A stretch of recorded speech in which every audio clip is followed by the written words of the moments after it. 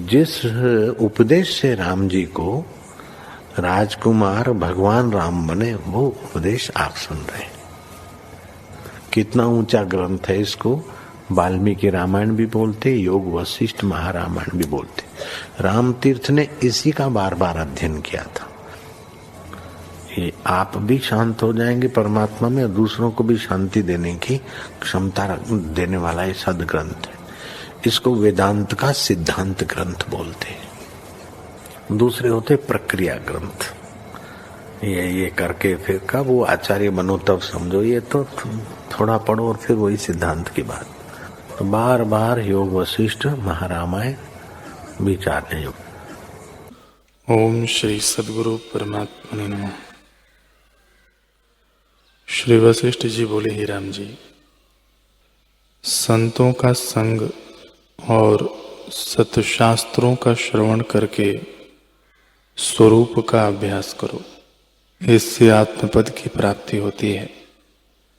ये तीनों परस्पर सहकारी हैं।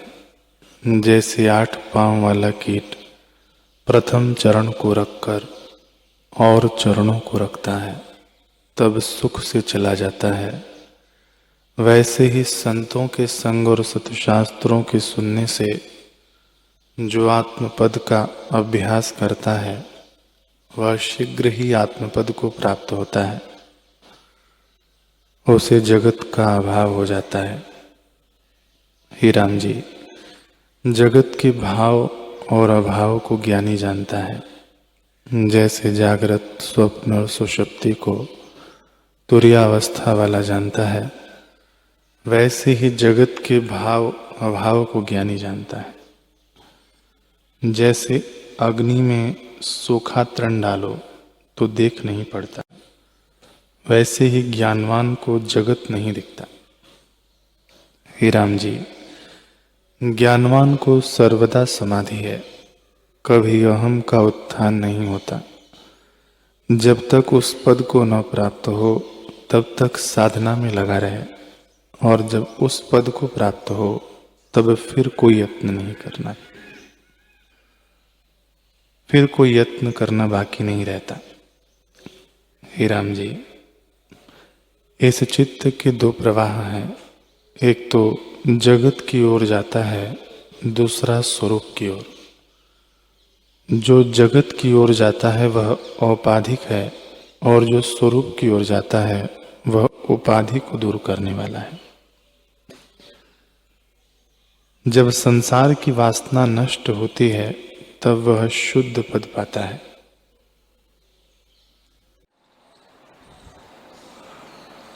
ओम श्री सद्गुरु परमात्मा नमः।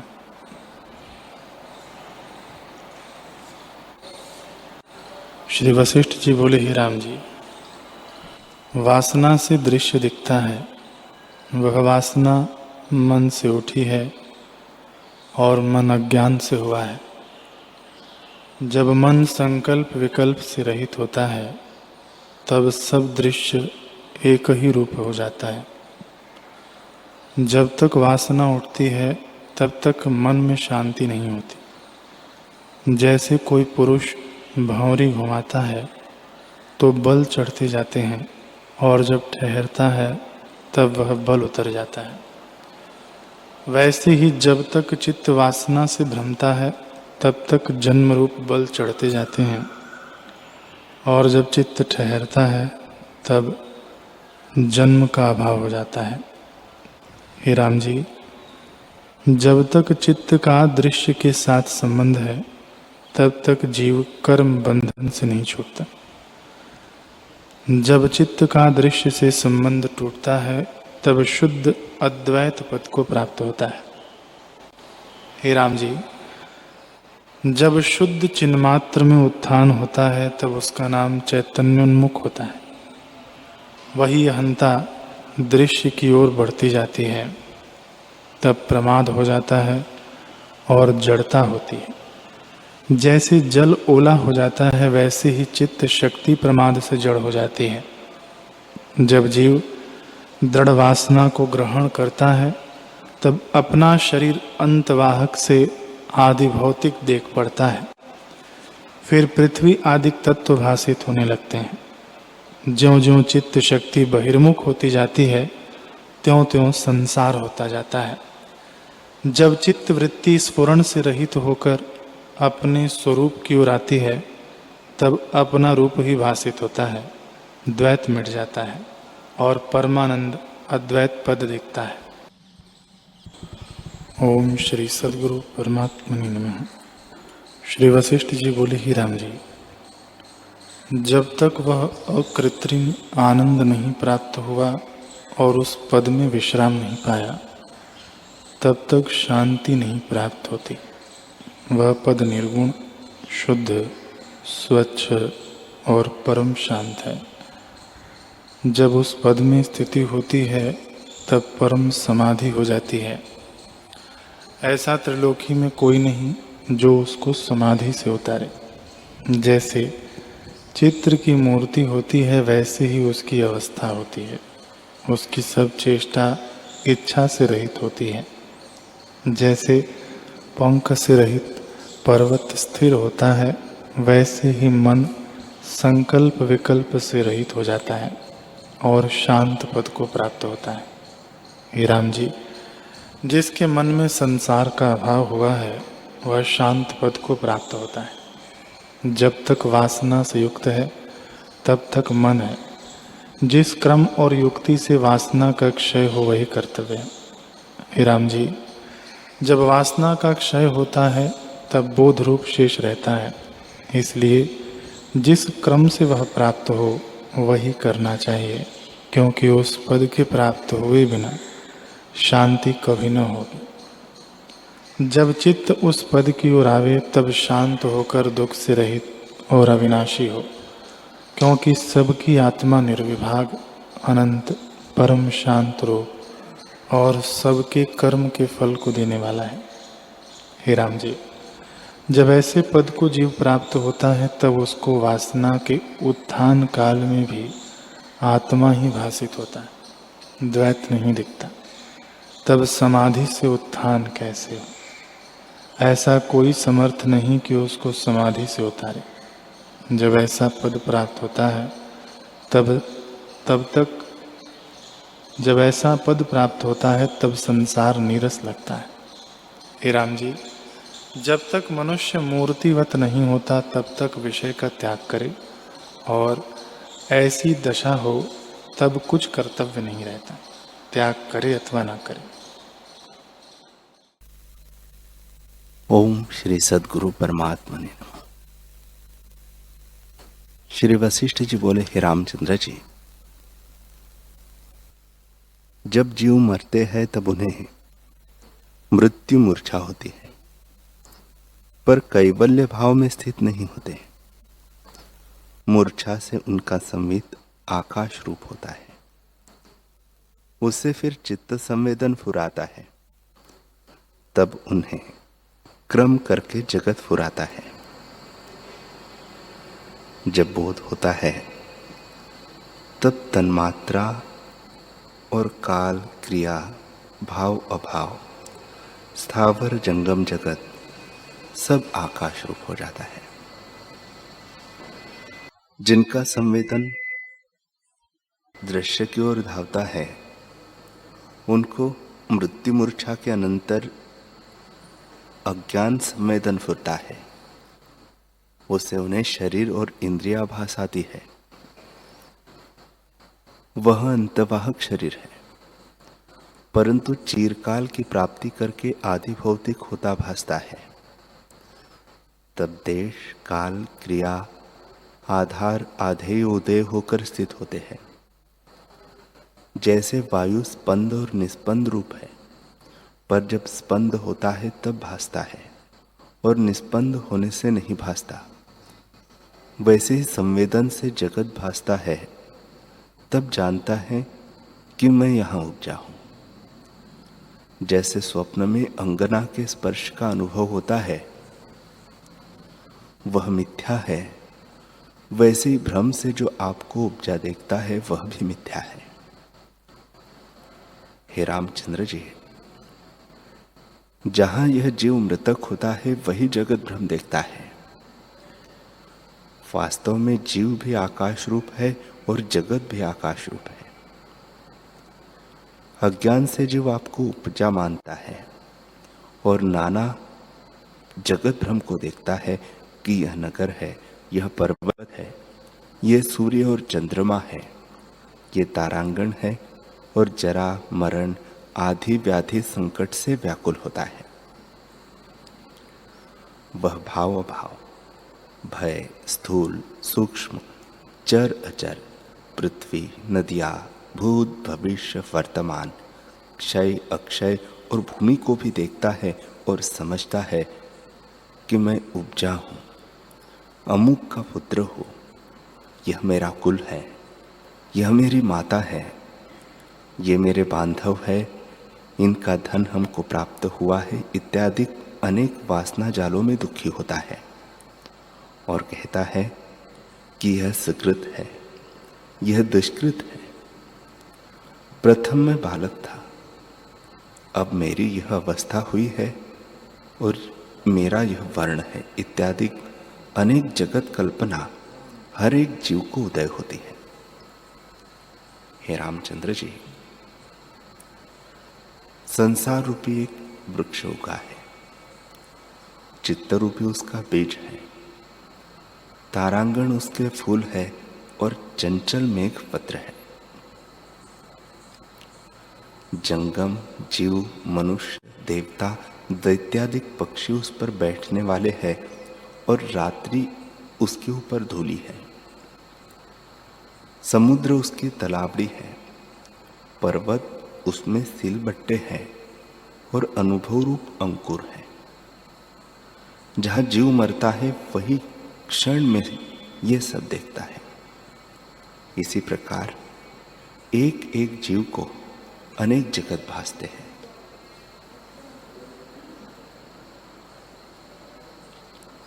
हे रामचंद्र जी, कितने कोटि ब्रह्मा, विष्णु, इंद्र, पवन और सूर्य आदि हुए हैं। जहाँ सृष्टि है वहीं ये होते हैं।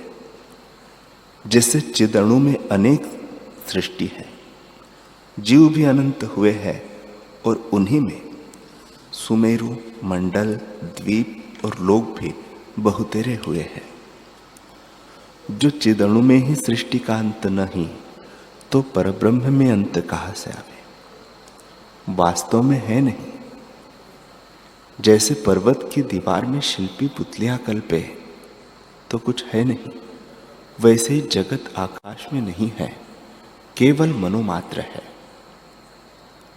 हे रामचंद्र जी, मनन और स्मरण भी चिदाकाश रूप है और चिदाकाश में मनन और स्मरण है। जैसे तरंग भी जल रूप है और जल ही में तरंग है, जल से इतर तरंग कुछ वस्तु नहीं है, वैसे ही मनन और स्मरण भी चिदाकाश रूप जानो। हे रामचंद्र जी, दृश्य कुछ भिन्न वस्तु नहीं है, दृष्टा ही दृश्य किनाई होकर भासता है। जैसे मनाकाश नाना प्रकार का हो, वैसे चिदाकाश का प्रकाश नाना प्रकार जगत होकर भासता है। यह विश्व सब चिदाकाश रूप है। हमको तो ऐसे ही भासता है, पर तुमको अर्थाकार रूप भासता है। इसी कारण कहा कि लीला और सरस्वती आकाश रूप, सर्वज्ञ, स्वच्छ रूप और निराकार थी। वे जहाँ चाहती थी तहाँ जाए प्राप्त होती थी और जैसी इच्छा करती थी वैसे ही सिद्ध होती थी। क्योंकि जिसको चिदाकाश का अनुभव हुआ है उसको कोई रोक नहीं सकता। सर्वरूप होके जो स्थित हुआ उसे गृह में प्रवेश करना क्या आश्चर्य है। वह तो अंतवाहक रूप है। श्री वशिष्ठ जी बोले, हे रामचंद्र जी, जब दोनों देवियां जिनकी चंद्रमा के समान कांति थी राजा के अंतःपुर में संकल्प से प्रवेश कर सिंहासन पर स्थित हुई तो बड़ा प्रकाश अंतःपुर में हुआ और शीतलता से व्याधि ताप शांत हो गए। जैसे नंदनवन होता है वैसे ही अंतःपुर हो गया। और जैसे प्रातः काल में सूर्य का प्रकाश होता है वैसे ही देवियों के प्रकाश से अंतःपुर पूर्ण हुआ। मानो देवियों के प्रकाश से राजा पर अमृत की सिंचना हुई।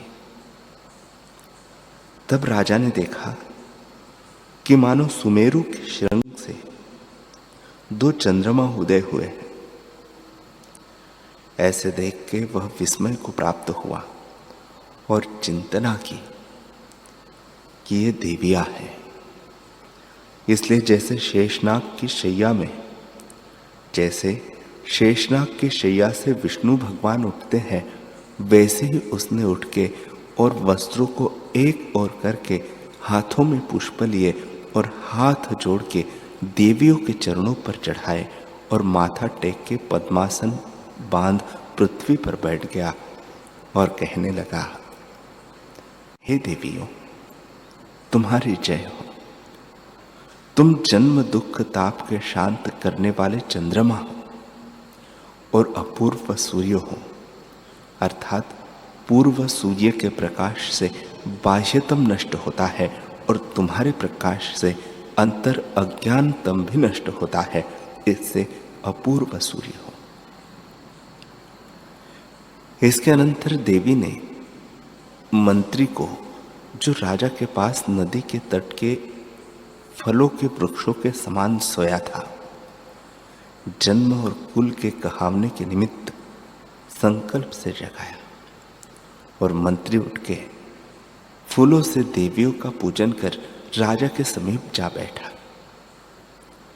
तब सरस्वती जी ने कहा, हे राजन, तू कौन है, किसका पुत्र है और कब तूने जन्म लिया है? हे रामचंद्र जी, जब इस प्रकार देवी ने पूछा तब मंत्री जो निकट बैठा था बोला, हे देवी, तुम्हारी कृपा से राजा का जन्म और कुल मैं कहता हूं। इक्ष्वाकु कुल में एक राजा हुआ था जिसके कमल की नाई नेत्र थे और वह श्रीमान था। उसका नाम कुंदरथ था। निदान उसका पुत्र बुधरथ हुआ। बुधरथ के सिंधुरथ हुआ। उसका पुत्र महारथ हुआ। महारथ का पुत्र विष्णुरथ हुआ। उसका पुत्र कलारथ हुआ। कलारथ का पुत्र सैरथ हुआ। सैरथ का पुत्र नभरथ हुआ और उस नभरथ के बड़े पुण्य करके यह विदुरथ पुत्र हुआ। जैसे क्षीर समुद्र से चंद्रमा निकला है वैसे ही सुमित्रा माता से यह उपजा है। जैसे गौरी जी से स्वामी कार्तिक उत्पन्न हुए हैं वैसे यह सुमित्रा देवी से उत्पन्न हुए हैं। हे देवी, इस प्रकार तो हमारे राजा का जन्म हुआ है। जब यह 10 वर्ष के हुए तब पिता इनको राज्य देकर आप वन को चले गए और उस दिन से इन्होंने धर्म की मर्यादा से पृथ्वी की पालना की और बड़े पुण्य किए हैं। उन्हीं पुण्यों का फल तुम्हारा दर्शन अब इनको हुआ है। हे देवी, जो तुम्हारे दर्शन के निमित्त बहुत वर्षों तक करते हैं उनको भी तुम्हारा दर्शन पाना कठिन है। इससे इनके बड़े पुण्य है कि तुम्हारा दर्शन प्राप्त हुआ है। हे रामचंद्र जी, इस प्रकार कह के जब मंत्री तृष्णीम हुआ तब देवी जी ने कृपा करके राजा विदुरथ के शीश पर हाथ रखकर कहा, हे राजन, तुम अपने पूर्व जन्म को विवेक दृष्टि करके देखो कि तुम कौन हो।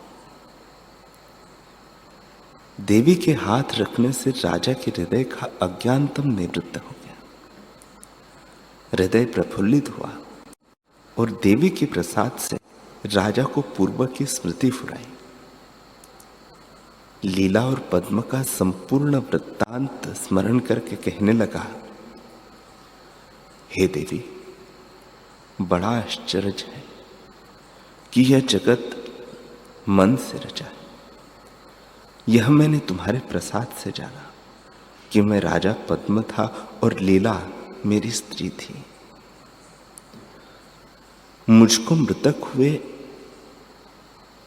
एक दिन में ऐसे भासा और यहां मैं 100 वर्षों का हुआ हूं, सो अब तक भ्रम से मैंने नहीं जाना, अब प्रत्यक्ष जानता हूं। 100 वर्षों में जो अनेक कार्य मैंने किए हैं वह सब मुझको स्मरण है और अपने प्रपितामह और अपनी बाल्यावस्था व यौवन अवस्था, मित्र और बांधव भी स्मरण आते हैं। यह बड़ा आश्चर्य हुआ है।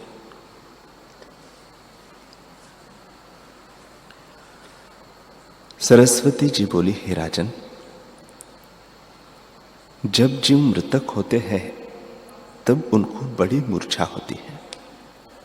उस मूर्छा के अनंतर और लोग भास आते हैं और एक मुहूर्त में वर्षों का अनुभव होता है। जैसे स्वप्न में एक मुहूर्त में अनेक वर्षों का अनुभव होता है, वैसे ही तुझको मृत्यु मूर्छा के अनंतर यह लोक भ्रम भासता है। हे राजन, जहां तुम पद्म राजा थे उस गृह में मृतक हुए तुमको एक मुहूर्त बीता है और यहां तुमको बहुतेरे वर्षों का अनुभव हुआ है। इससे भी जो पिछला वृत्तांत है वह भी सुनो। हे राजन, पहाड़ के ऊपर एक ग्राम था। उसमें एक वशिष्ठ ब्राह्मण रहता था और अरुंधति उसकी स्त्री थी। वह दोनों मंदिर में रहते थे। अरुंधति ने मुझसे वर लिया कि जब मेरा भर्ता मृतक हो तब उसका जीव इसी मंडप आकाश में रहे।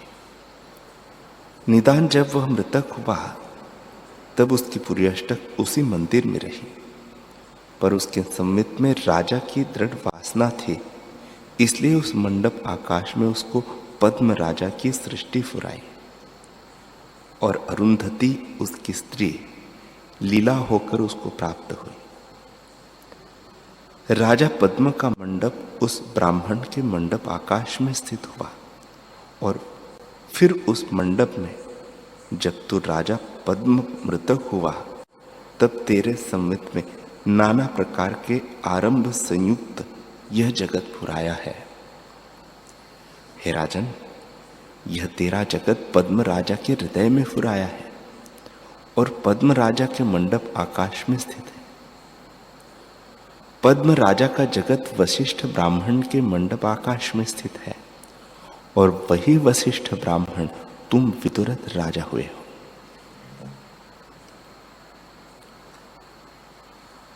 हे राजन, यह सब जगत प्रतिभा मात्र है और मन की कल्पना से भासता है, उपजा कुछ नहीं। इतना सुन विदुरथ बोले, बड़ा आश्चर्य है कि जैसे मेरा यह जन्म भ्रमरूप हुआ वैसे ही इक्ष्वाकु का कुल और मेरे माता पिता सब भ्रमरूप हुए। इससे मैं जन्म लेके बालक हुआ और जब 10 वर्ष का था तब पिता ने मुझको राज्य देके वनवास लिया। फिर मैंने दिग्विजय करके प्रजा की पालना की और 100 वर्षों का मुझको अनुभव होता है। फिर मुझको दारुण अवस्था युद्ध की इच्छा हुई और युद्ध करके रात्रि को मैं गृह में आया। अब तुम दोनों देवियां मेरे गृह में आई और मैंने तुम्हारी पूजा की। तब तुम दोनों में से एक देवी ने कृपा करके मेरे शीश पर हाथ रखा है, उसी से मुझको ज्ञान प्रकाश हुआ है। जैसे सूर्य के प्रकाश से कमल प्रफुल्लित होता है, वैसे ही मेरा हृदय देवी के प्रकाश से प्रफुल्लित हुआ है। इनकी कृपा से मैं कृतकृत्य हुआ और अब मेरा सब संताप नष्ट होकर निर्वाण, समता, सुख और निर्मल पद को प्राप्त हुआ हूं। सरस्वती बोली, हे राजन, जो कुछ तुझको भासता है वह ब्रह्मात्र है और नाना प्रकार के व्यवहार और लोकांतर भी ब्रह्मात्र है, क्योंकि वहां तुझको मृतक हुए अभी एक मुहूर्त व्यतीत हुआ है और इसी अंतर में, इसी मंडप आकाश में तुझको यह जगत भासा है। पद्म राजा की वह सृष्टि ब्राह्मण के मंडप में स्थित है और यहां तुझको नदियां, पर्वत, समुद्र, पृथ्वी आदि भूत संपूर्ण जगत भासाए है। हे राजन, मृत्यु मूर्छा के अनंतर कभी वही जगत भासता है, कभी और प्रकार का भासता है और कभी पूर्व अपूर्व भी भासता है। यह केवल मन की कल्पना है, पर वास्तव में असत रूप है और अज्ञान से सत की नहीं भासता है। ऐसे एक मुहूर्त शयन करके स्वप्न में बहुतेरे वर्षों का क्रम देखता है, वैसे ही जगत का अनुभव होता है। जैसे संकल्पपुर में अपना जीना, मरना और गंधर्व नगर ब्रह्मात्र होता है, जैसे नौका में बैठे हुए मनुष्य को तट के वृक्ष चलते हुए भासते हैं, भ्रमण करने से पर्वत, पृथ्वी और मंदिर भ्रमते भासते हैं और स्वप्न में अपना शीर कटा भासता है, वैसे ही यह जगत भ्रम से भासता है। हे राजन, अज्ञान से तुझको मिथ्या कल्पना उपजी है। वास्तव में न तू मृतक हुआ और न तूने जन्म लिया। तेरा अपना आप जो शुद्ध विज्ञान शांति रूप आत्मपद है, उसी में स्थित है। नाना प्रकार का जगत अज्ञान से भासता है और सम्यक ज्ञान से सर्वात्म सत्ता भासती है। आत्मसत्ता ही जगत की नहीं भासती है। जैसे बड़ी मणि की किरणें नाना प्रकार की हो भासती है, सो वह मणि से भिन्न नहीं, वैसे ही आत्मसत्ता का किंचन आकाश रूप जगत भासता है। गिरि और ग्राम किंचन रूप हो जितना जगत विस्तार तुमको भासता है, वह लीला और पद्म राजा के मंडप आकाश में स्थित है और लीला और पद्म की राजधानी उस वशिष्ठ ब्राह्मण के मंडप आकाश में स्थित है। हे राजन, यह जगत वशिष्ठ ब्राह्मण के हृदय मंडप आकाश में फुरता है। वह मंडप आकाश जो आकाश में स्थित है, उसमें न पृथ्वी है, न पर्वत है, न मेघ है, न समुद्र है और न कोई मुमुक्षु है।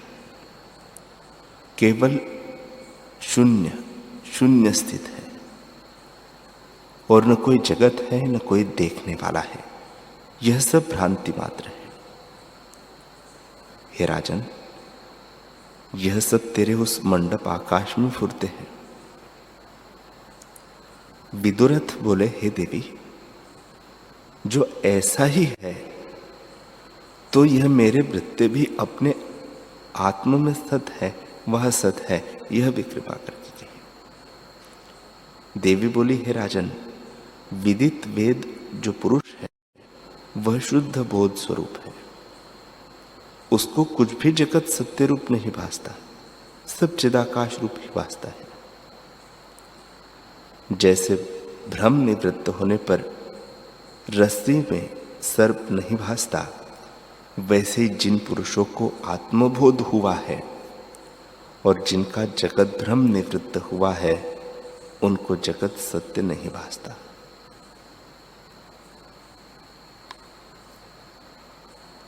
जैसे सूर्य की किरणों में जल को असत जाने तो फिर जल सत्ता नहीं भासती, वैसे ही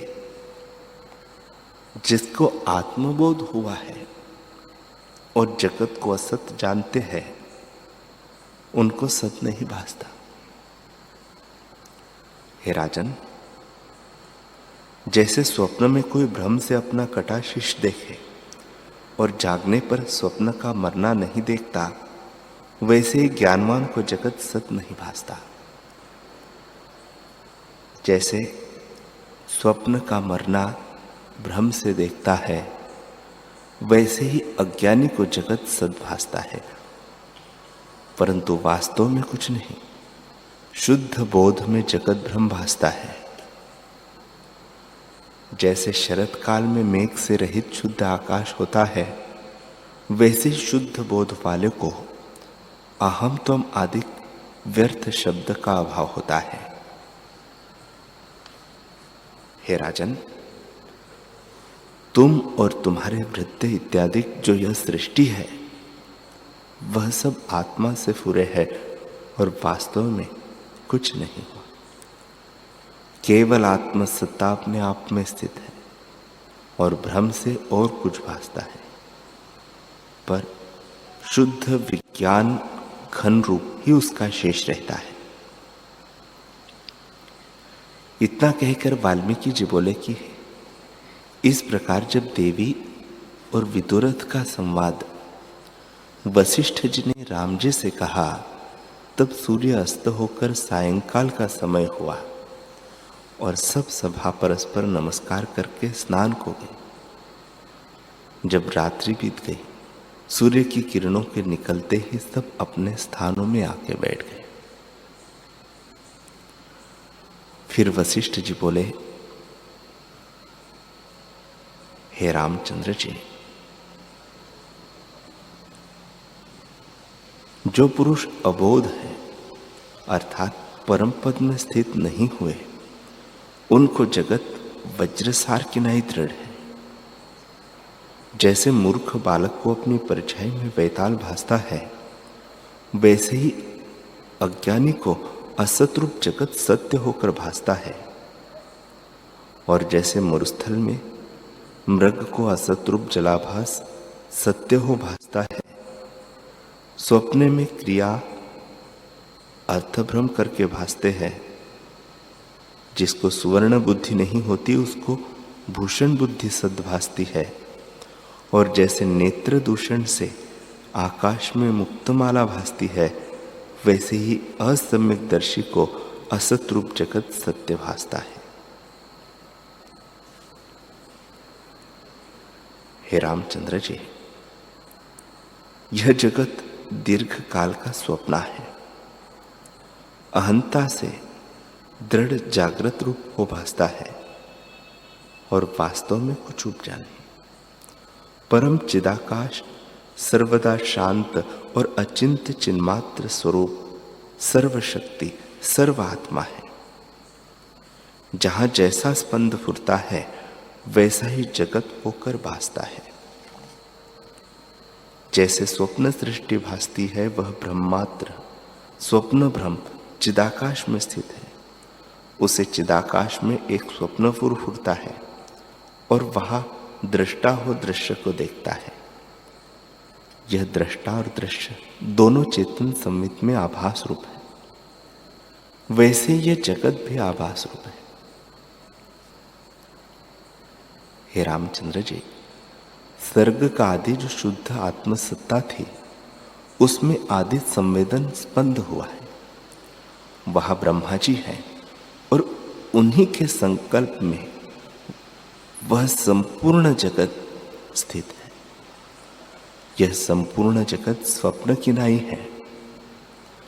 उस स्वप्न रूप में तुम्हारा सद्भाव हुआ है।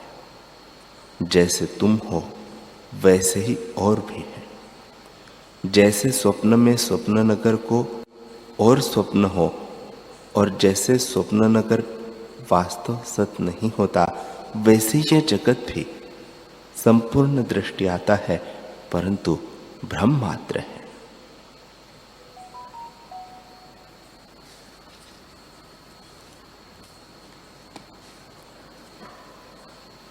हरि ओम।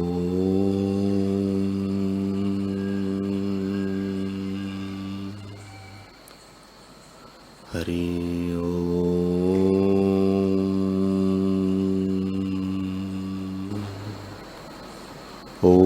सहना भवतु सहनौ भुनक्तु सह वीर्यं करवावहै तेजस्विनावधीतमस्तु मा विद्विषावहै। ओम शांति शांति शांति। श्री सद्गुरुदेव भगवान की जय।